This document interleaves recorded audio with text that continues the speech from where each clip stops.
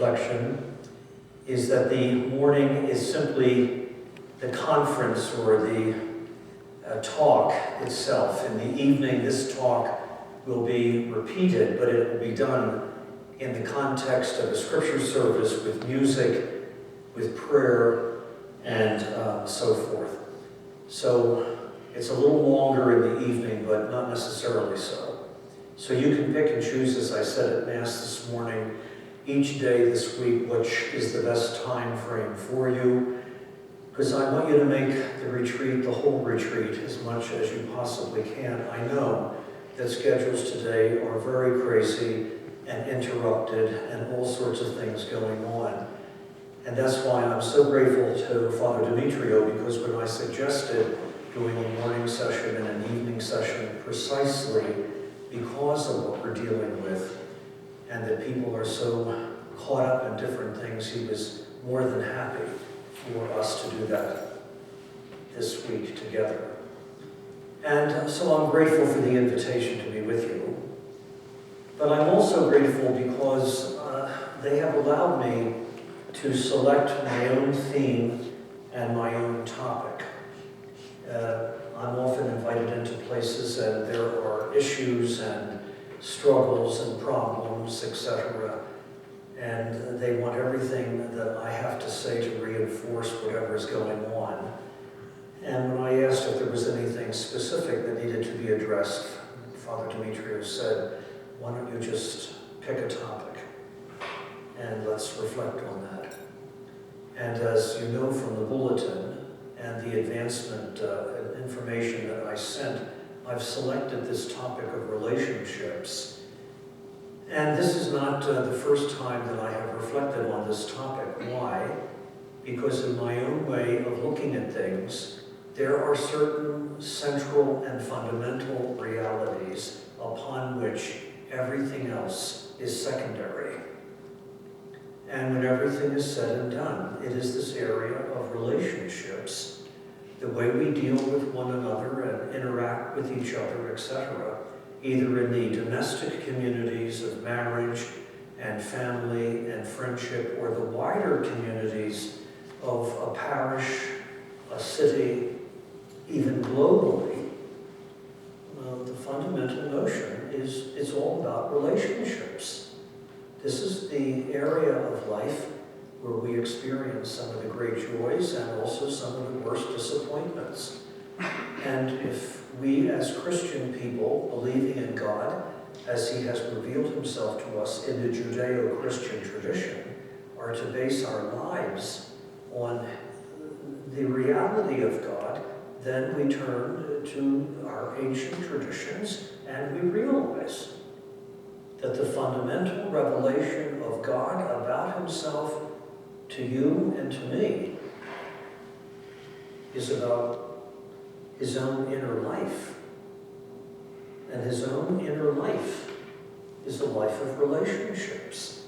Father, Son, and Holy Spirit. We call it the Blessed Trinity. And if God himself, therefore, exists in a relationship, this becomes the paradigm or the model for all human interaction. And when there is not unity and harmony, when there is not forgiveness and mercy, when there is no understanding or willingness to deal with each other, then that triangular reality of God in himself becomes lost and forgotten. And that's to our detriment. So I've taken this topic of relationships and we're going to explore it each day, first of all and fundamentally through the scriptures. Secondly, through the wisdom of our teachers, the wisdom of our saints, the wisdom of these people that reveal the depths of God's love and God's care for each of us. We have to turn to these kinds of folks, and I also turn to, in the foundation of these little reflections, to important recovery programs like Alcoholics Anonymous, Drugs Anonymous, and so forth, because this is a new form of universal spirituality. I haven't determined that. But people have found their way to God in their lives as they struggle to overcome the addictions, the obsessions, and the compulsions that they have allowed to imprison them and destroy them. So there's many sources that I am using for these reflections. A number of years ago, I gave similar reflections at the cathedral down in Santa Fe in New Mexico, and also at a parish there in Santa Fe called Santa Maria de la Paz. And the director of information, a wonderful guy by the name of Bill McDonald, he interviewed me after each of the evening conferences, and they are on YouTube. If you want a synopsis of what each of these talks are about, you can go and just listen to the interview that Bill and I had. But the full-fleshed thing is what we're doing here together. And I thank you for opening your schedules and coming along with me. I think this is a very appropriate topic, namely relationships, particularly at this time of the year, because as I mentioned on Saturday night at the Vigil Mass here, we're entering into the national holiday season where we are going to be spending so much time with family and with friends.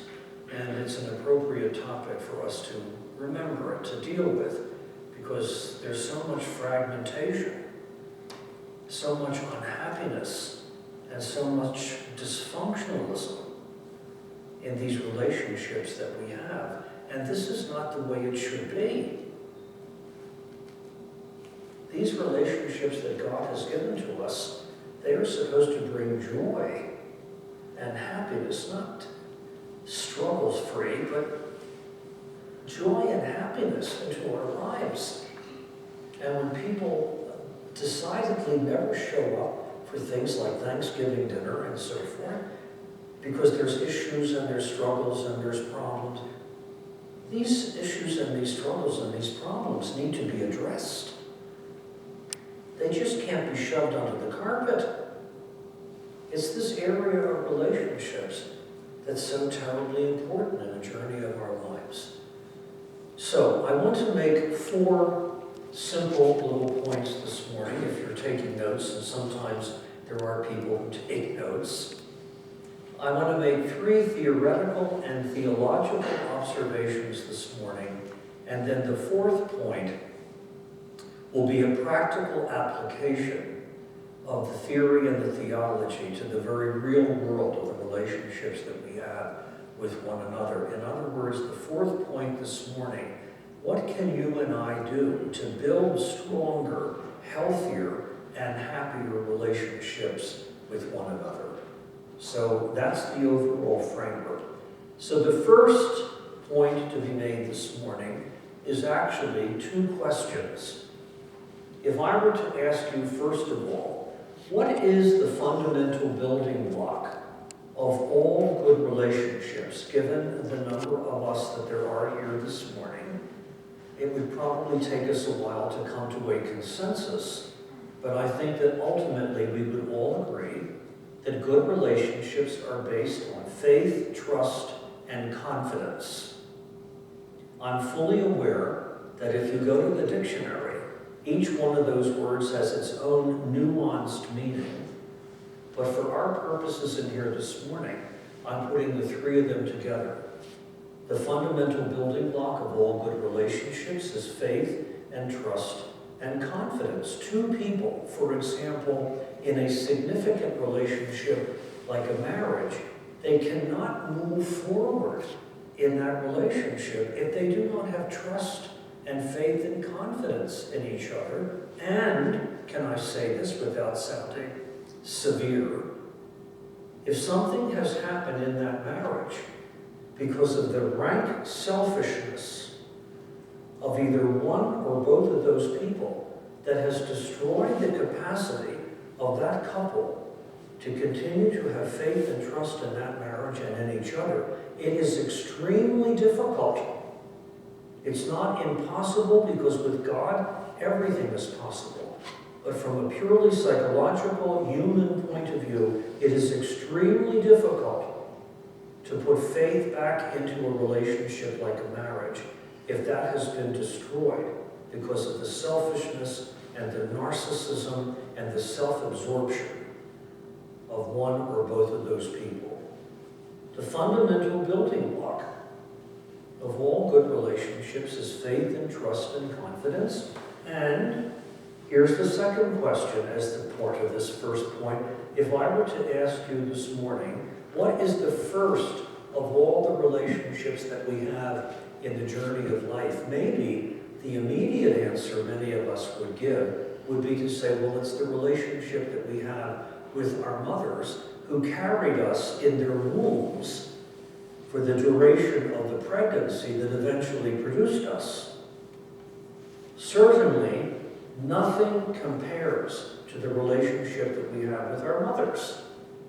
Even if later on in life, and tragically enough, this does happen, even if later on in life the relationship that we have with our mothers becomes toxic and destructive and dysfunctional, and it does happen, it is still an incomparable relationship. But from a purely chronological point of view, that relationship that we have with our mothers, despite the fact that they carried us in their womb for the pregnancy, it is not the first of all relationships. There is a relationship that predates the one that we have with our mothers, and of course, that is the relationship that we have with the God who created us and placed us in our mother's womb. And therefore, that relationship with God, to use a fancy theological terminology, that relationship with God is the primordial relationship of life.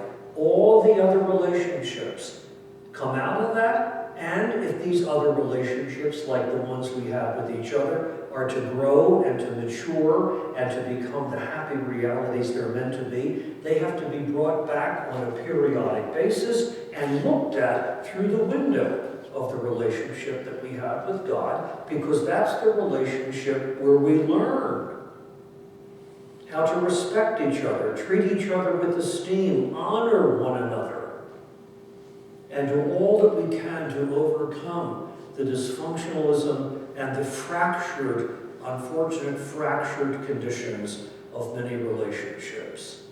So those two questions are the first point this morning. Faith and trust and confidence. This is the fundamental building block of all good relationships. And secondly, the first of all the relationships that we have is the one with the God who created us.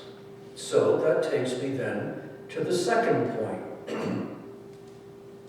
And it is a distinction, so that we are very clear about faith being the fundamental building block of all good relationships. I need to make a very important distinction, which at least in our Catholic situation, we often do not make this distinction. The distinction to be made here is between religion and faith. They are not the same thing. You'll often hear people say, my Catholic faith, my Catholic religion, as if this means the same thing. It does not mean the same thing. And I'm concentrating this morning on the issue of faith, and I'm setting religion aside. And please understand me, I'm not setting religion aside because I think this is unimportant. It's terribly important. But there is a difference between faith and religion, and it is faith that is the fundamental foundation point of all good relationships. Why do I make that distinction? Well, because it's important for us to see this. What is religion? Religion expresses itself in three qualities. It expresses itself, first of all, in creed. We recite in the Catholic community and in all of the mainstream Christian communities on Sunday morning, we recite the creed. I believe in God, the Father Almighty, those are 10 to 15 statements that all Christians should have their lives based upon, and that this is the creed that we profess. And that creed did not come out of the middle of nowhere. That creed was the final result of almost 300 years of controversy and argumentation early on in Christian history. The Catholic community, the Christian community, the Catholic Church as we understand it today, is the first of all the Christian communities. After 1054, with the great schism of East and West, and the fragmentation of Christianity in the Protestant Reformation in the 15th and 16th century, where you have a plethora of denominations, but the fundamental Christian community is in the Roman Catholic community, the Church. And that Church grew in different stages or ages, the first of which would have been the Apostolic Age, which was the age of the apostles. Jesus gathers these men around him, gives them a very simple message. Love the Lord your God is actually rooted in Deuteronomy, the Jewish scriptures. Love the Lord your God with all your heart, mind, soul, and strength, and love your neighbor as you love yourself. And that's the simple message that they took out all over the world. We know that St. Thomas went to India. We know that St. James went to what we call the Iberian Peninsula, Spain and Portugal. Our suspicions are that St. Andrew went as far as Russia, because there's kids today who are baptized with the name Andreevich. They went all over the world. And every single one of them, except one, died a martyr's death. The one that did not die a martyr's death was St. John. When Jesus said to Mary and John from the cross, "Mother, behold your son, son, behold your mother," John took Mary to a very well-established Christian community in Turkey at a place called Ephesus. And when he knew she was secure, when he knew that she was going to be cared for and protected, he went for the rest of his life to live on an island in the Aegean Sea off the coast of Greece, the island of Patmos. And on that island, in a little hut, John had mystical revelations, which he recorded and became the last book of the Bible. This morning's first reading from Mass was from the book of Revelations. John has given us a gospel, the book of Revelations, and several letters. John died of old age. He did not die a violent death. He died of old age, which they tell me is a form of martyrdom, but nevertheless. And with the death of John, the apostolic age came to an end. And then the second stage is what we call the patristic age. These are the fathers. The Latin word for father is pater. Pater noster quies in caelis, if you remember the old Latin liturgy. And these fathers of the church had the very difficult task of taking that simple message of Jesus and formulating that and articulating that into cultures that were not prepared to handle this, into languages and so forth. They did a remarkable job, thanks be to God.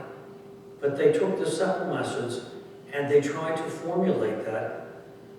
For example, love the Lord your God with all your heart, mind, soul, and strength, and love your neighbor as yourself. Preaching that message into the Roman Empire. The Roman Empire did not take prisoners. If they would come in here to Jackson Hole, the technique was to recognize the intellectuals who were here in the community, put these people on carts, and send them back to Rome. For what purpose? To educate their children. They would recognize the people that were good in the manual trades, the construction people, the manual kinds of the people with leather work and woodwork, they would put them into carts and send them back to Rome for the furthering development and oppression of the Roman Empire. What did they do with the people that were left behind? They slaughtered the men, they raped the women, and they sold the children into slavery. The Roman Empire did not take prisoners. And here's this message: love your neighbor as you love yourself. We take this for granted.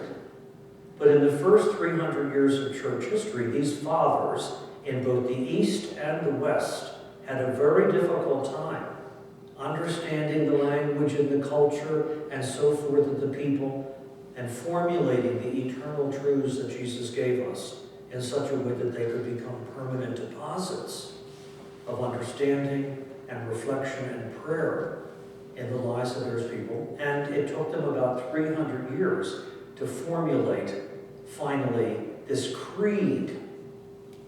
And it was formulated in a town because the emperor, he said, this is ridiculous. Everybody has their own way of doing things. He put all these people in a house and said, you're not coming out of this building until you tell me in a very simple collection of statements what it is that Christians believe. And they came up with the Nicene Creed because they were in a town called Nicaea. And religion expresses itself in creedal statements. I believe in God, the Father Almighty, creator of heaven and earth. Religion expresses itself, so to speak, in rituals or in cults. You and I have the privilege of having been here this morning and celebrating Mass together. This is the way we express in religion the faith that we have. And I think it would be good for us to always remember that there are people in the world this morning who could only dream of doing what you and I have done here an hour ago. Were they to gather as you and I would have gathered here this morning, they would run the risk of someone coming through this door with contrary opinions and so forth and destroying all of us. This is a great privilege that we can express our faith in rituals, in acts of worship, in cultic behavior. That's religion. And religion expresses itself also in codes of law. Because when you have an organization, when you have an institution, when you have a community, you need rules and laws to spell out who belongs and who doesn't belong. And for those who do belong, the privileges and the obligations of membership. In the Catholic community, we have a code which we call the Code of Canon Law. This goes way, way back to Charlemagne at the beginning of the Holy Roman Empire. It has been updated a number of times in the history of our church, including updated by the Second Vatican Council in the 1960s.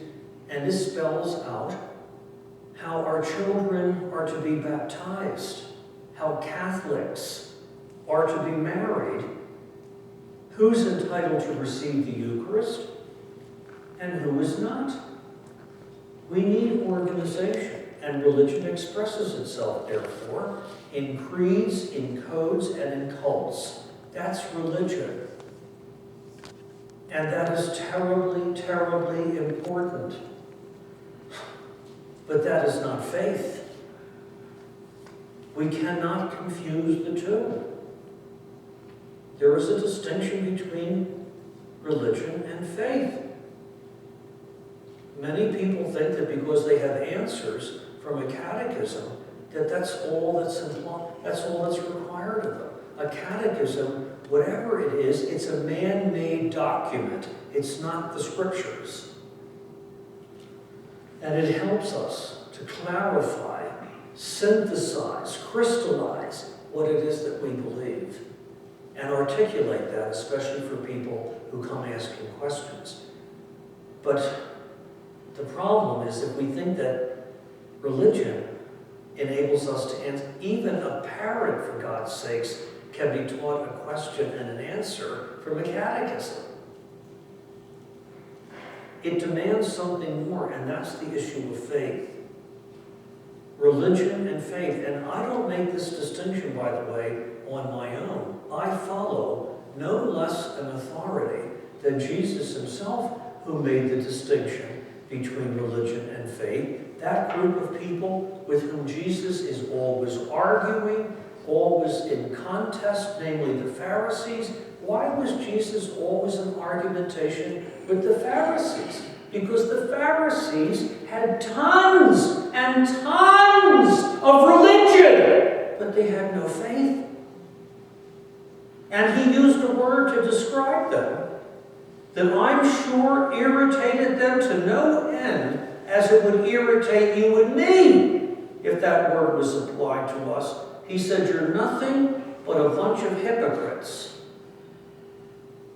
You say you believe in all this stuff, but it doesn't show itself in the way that you behave. Jesus made the distinction between religion and faith. That takes me to the third point this morning. What is faith? And where do we go to get a good handle on what faith is all about? We go where we should always go. To the Scriptures. To the Scriptures. To the Scriptures. These are the documents of belief. And when we turn to the Scriptures, we discover that faith is never presented as just knowing a question and an answer from a catechism. Faith is presented in a much more engaging, totally personally engaging fashion.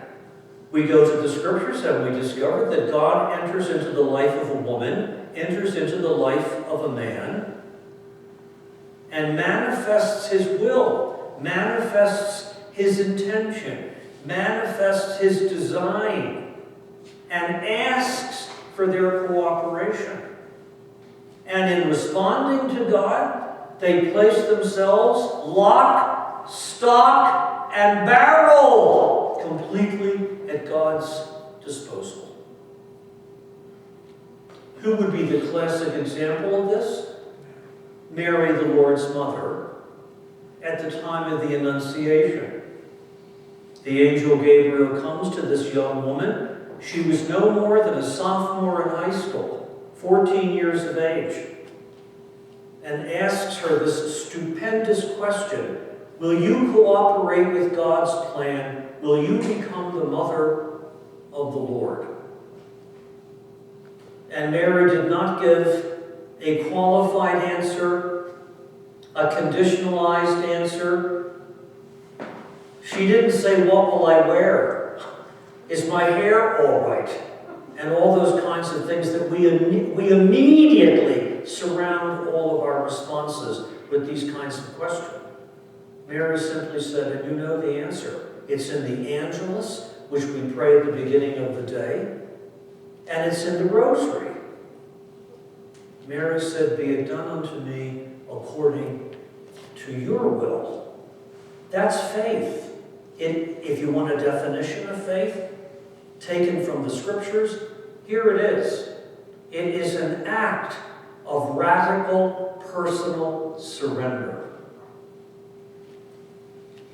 Let me break that down. It is an act of radical personal surrender, which means that faith is a totally engaging reality. It is not just a question and an answer which we comfortably memorize from the neck up. Faith means that I surrender myself totally and completely into the hands of God. Come what may. And Mary is not divine. She's human, saved, thanks be to heavens, from the ravages of original sin by virtue of the Immaculate Conception. but she's human, like the rest of us. And her faith was tested and tested and tested all the way through her life. As our faith, our surrender is tested and tested and tested all the way through our life. Faith is an act of radical personal surrender that I put myself at the hands of God. Now, to make this applicable this morning, if you take that definition of faith from the Scriptures, that faith is an act of radical personal surrender, and that faith is the foundation for all successful relationships, then let's take a young couple who want to get married, and they come to the church. There is a series of programs and so forth which the church provides for these couples so that they're not mindless in going into this commitment, because it's a lifelong commitment. We ask them to go through several months in preparation for their marriage so that they are informed about what they're asking for. And we'd like to think that this couple have courted over a long, long period of time. I don't want to sound like a jaded old priest, but I do not believe in love at first sight. I think there's lust at first sight. But love takes a very, very long time. And hopefully in the journey of their relationship with each other, they have come to faith, to trust, to believe, to have confidence in one another, so that when they stand in front of the deacon or stand in front of the priest who represents their faith community on the day of their marriage, and they do this in front of their family and their friends that are here in the pew, and they exchange that formula which millions of couples every year say all over the world, and it is a formula. I will be true to you in good times and in bad, in sickness and in health, until death separates us. We'd like to think that they understand that underneath that formulaic statement, they are really saying that in the long period of our engagement, in the long period of our courtship, I have come to love you, believe in you, have confidence and trust in you, and I'm surrendering myself into your hands, and I'm presuming that you are coming to me from the same point of view, so that come what may down the road in the future, however difficult this might be, whatever challenges are thrown up against this, we will still claim each other and come home to each other at the end of the day. I have faith and trust and confidence in you. It is an act of surrender. And there's no strong relationship without surrender. This is even incorporated in the ordination service in the Roman Catholic community. When a deacon is ordained, a priest is ordained, or a bishop is ordained, at one point in the ordination service, this man lies prostrate here on the floor of the church as a symbolic act of surrender. And while he's lying there, the choir is singing the litany of the saints, calling down all these powerful women and men in the history of our church. Pray for this guy. Pray for this guy. Help this guy. Because surrender is not a once and for all kind of thing. It has to be engaged with daily, when we make this commitment. There's no future for relationships if people don't surrender themselves in the beginning of these relationships. And so here's this couple who come. They make the words, they say the words. And then the first problem that they have, they run back to mommy and daddy, who create a world of excuses. What these young couples need to be told by their parents: you went into this, you go back and resolve this. because surrender is difficult. And yet, that is the foundation stone of all meaningful relationships. Faith is not just a question and an answer from a catechism.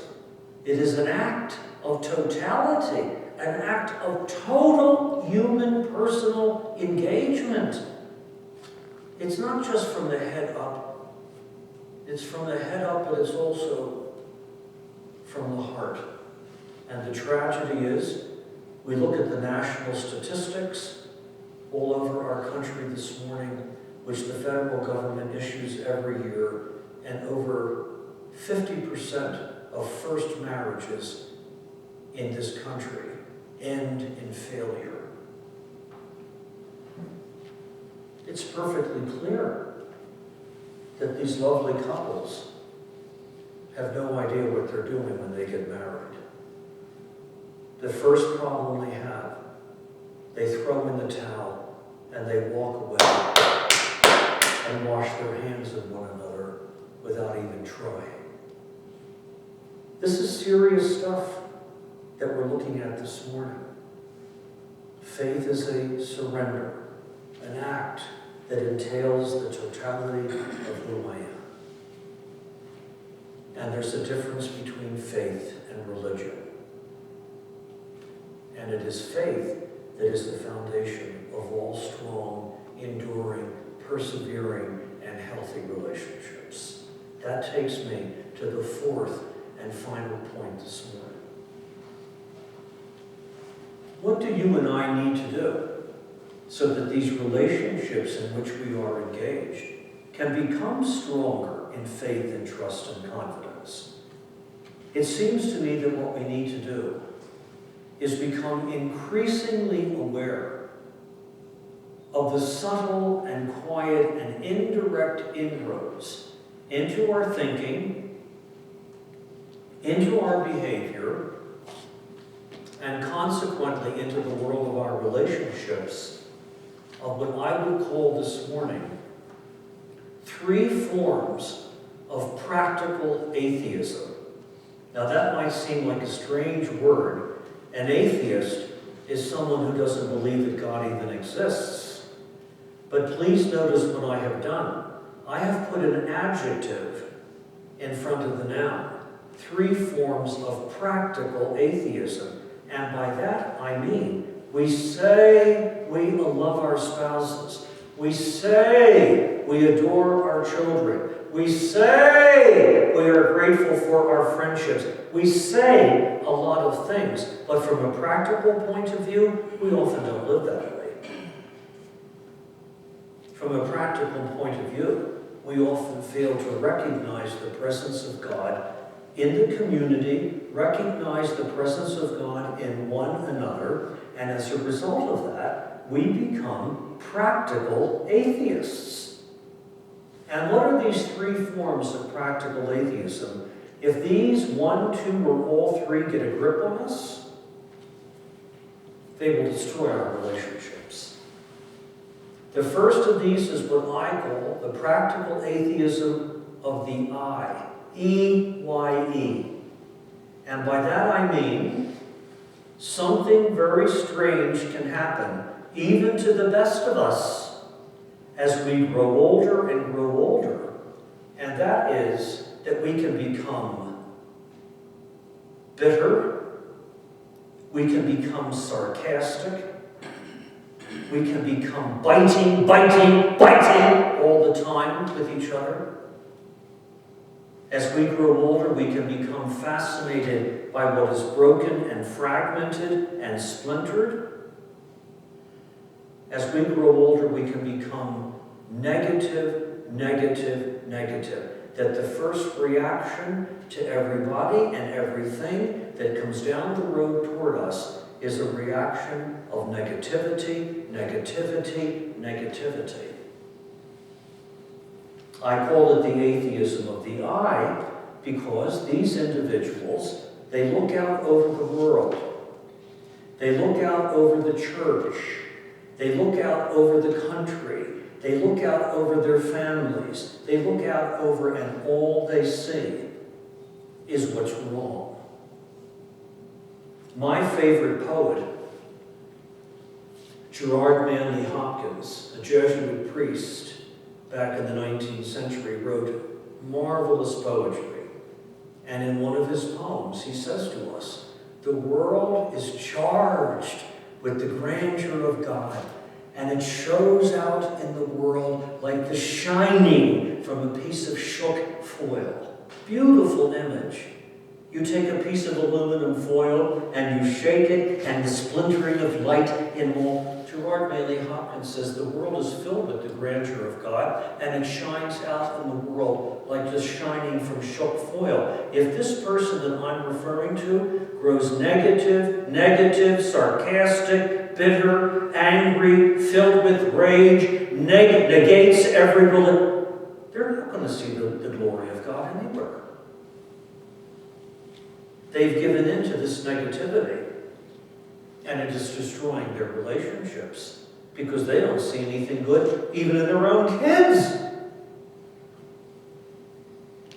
If we want to build stronger relationships, healthy relationships, we have to acknowledge the reality of brokenness and fragmentation that's present, first of all, in ourselves.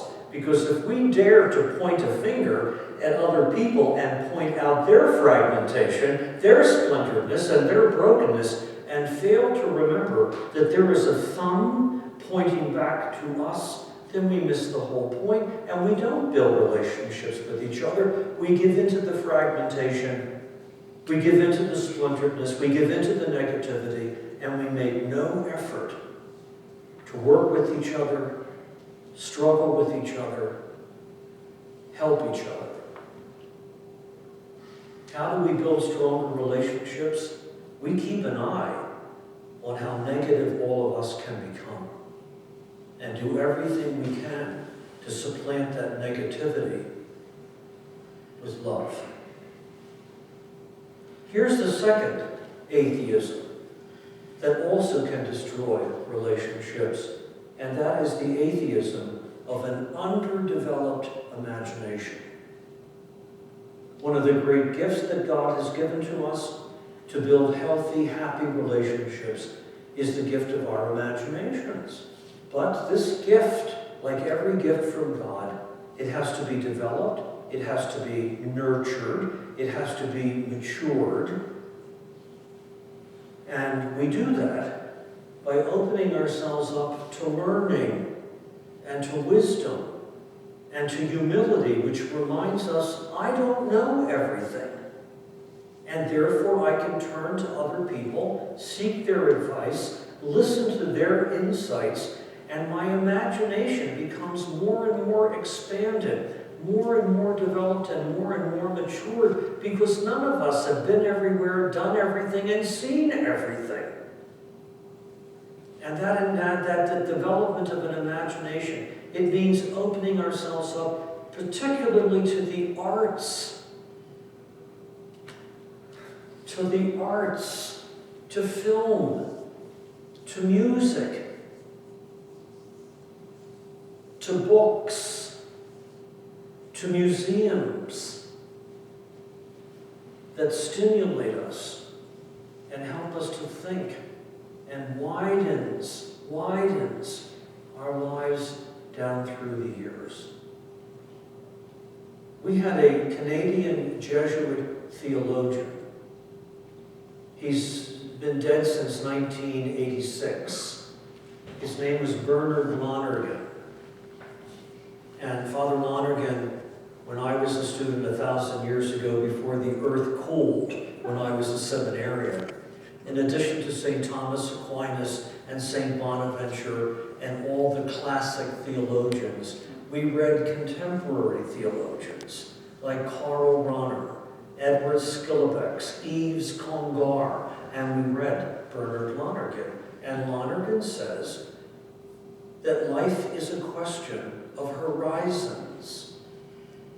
That when a baby comes into the world, the horizon of a little infant is very, very tiny. All the kid wants is to be held and to be loved and to be fed and to have his or her little diapers changed. The horizon of a child is very, very tiny. But as we move through life, encountering people, circumstances, events, achievements, as well as setbacks, accomplishments, as well as defeats, that horizon widens and widens and widens. And therefore, whoever the oldest person is in our little group here this morning, and I'm not about to point that person out, but the oldest person in this church this morning, according to Father Lonergan, should have the widest horizon because they have interacted longer than the rest of us with the journey of life. Is that the case today? No, it is not. Many people go out at the end of their life with horizons more tiny than the horizon with which they arrived. They haven't fed their imaginations. I was the pastor of a large suburban parish years ago outside of Kansas City, and on the first Friday of every month. And this was a very safe and very secure neighborhood. It was an affluent neighborhood. And on the first Friday of every month, we had a large number of shut-ins, and we would take them communion. The secretary would call these lovely older people on Monday to say, Father Simeon or Father David, there were two of us in the parish, they would be happy to come and give you communion on Friday. Are you available? They would say yes on Monday. The secretary would call them on Wednesday to remind them that we would be coming on Friday, and they would remind them again as we were leaving the friary to go out and take communion to them on Friday morning. They would remind them again by telephone that Father David and Father Simeon are on their way. And I would arrive at some of these apartments, some of these condominiums, and I would be banging and banging and banging and pressing the doorbell and pressing the doorbell. It would take these lovely people 5, 6, 7, 8 minutes to undo all the locks, all the bolts, all fear. Narrow, narrow, narrow, so that we go out at the end of life with horizons smaller than an infant. My God, have mercy on all of us if we do not have widening horizons. And that's the image of the imagination. That we learn taste and sophistication. We learn and acquire culture and education. That we don't reject people, but we listen to them and hear their narrative. This is one of the brilliant contributions of Pope Francis. Hear the story. I sit on planes sometimes, and people will say to me when they find out that I'm a Catholic priest, well, I used to be Catholic. I used to be Catholic. I used to go to church, but I don't go anymore. I was trained as a kid growing up in the Catholic Church to become immediately offensive. Don't you realize what you're missing? You're not receiving the Eucharist. What's to be almost obnoxious. And Pope Francis says that's not going to win anybody. What we need to do is invite them into sharing with us the narrative. And you know what I've discovered? Some of these people have 3 jobs. They have kids in school, and the book bills, and they have bills that have to be, and they work 3 jobs. When you hear the narrative, you suddenly become more respectful, and that everybody doesn't fit into the same rigid boxes. And that our imagination is incredibly important. And I'm willing to listen to what people are telling me about their lives and not immediately placing them in some kind of a framework where they have to become the kind of people that I want them to become before I'll deal with them. Imagination. Widen the horizon. And the third of these practical atheisms, and of the three, it's the worst, because it's the reason for the other two. And what is that third atheism? It's the atheism of distraction. Distraction. Distraction. I become so overscheduled, so over-involved, active, that there's no time for quiet. There's no time to make a parish mission. There's no time for prayer. There's no time to be shaped and formed by the eternal truths of the Scriptures. I'm too busy, too busy, too busy. And when I become so busy, I don't take the time to see the goodness of God in you. So what happens? All I see about you is what's wrong with you, and I fall into the atheism of the eye. And I'm so busy and so overextended and so overscheduled that I don't read, I don't enjoy the beauty of life, I become narrow and small, and therefore I don't feed my imagination. This of the three is the worst, because it's the reason for the other two. How do we build stronger relationships with each other? We become increasingly aware of the subtle, quiet, and indirect inroads of these three forms of practical atheism. And I think that just being aware of what's happening to us is the first step in correcting what's happening to us, and brings us into a healthier world of relationships where we're actually able to recognize the presence of God in one another. So I leave you with that much for this morning, but what are the 4 points that I have made? The first point that was a couple of questions. What's the first building block of all relationships, and what's the first of all the relationships in the journey of life? The second point was to make that very important distinction which Jesus himself made between faith and religion. I set religion aside this morning, not because I think it's unimportant, but so that we could concentrate on faith. And then the third point this morning was to turn to the Scriptures and understand what the Word of God tells us, that faith is not just knowing a question and an answer from a book like a catechism. It is personal engagement, surrender to whatever God would ask of me. And that becomes the foundation of all my relationships. And finally, what do we need to do to build stronger relationships? We need to become aware, increasingly alert to the subtle and quiet inroads of these 3 forms of practical atheism.